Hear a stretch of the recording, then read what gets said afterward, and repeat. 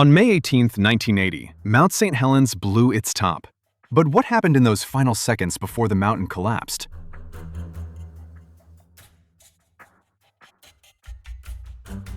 Mount St. Helens had been sleeping for a century. Its slopes were blanketed in evergreen forests. Hikers and loggers knew it as a place of beauty, not danger.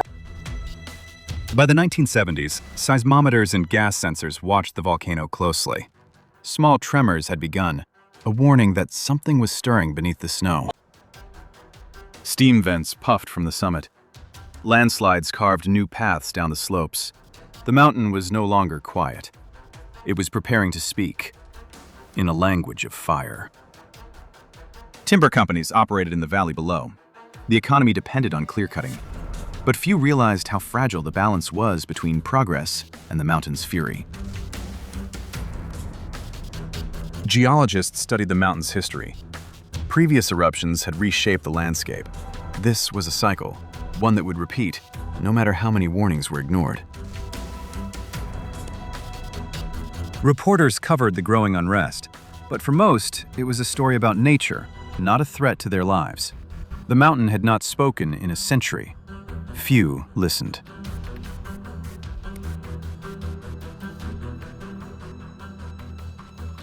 At 8:32 a.m., the mountain collapsed.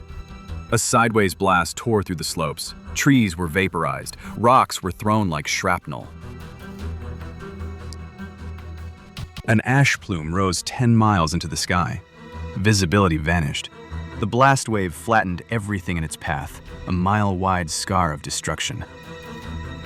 A pyroclastic flow surged down the north flank. Temperatures reached 1,500 degrees. It buried the Toutle River Valley in a wall of molten rock and ash. Residents near the mountain scrambled for shelter. Helicopters rescued stranded families. But for many, there was no time to escape the fury of the eruption.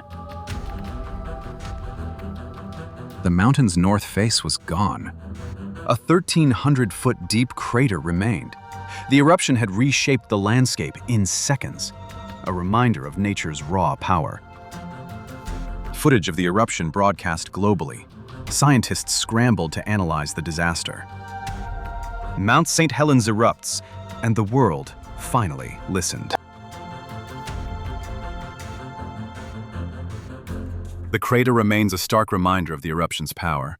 It is now a research site where scientists study how ecosystems recover from catastrophe.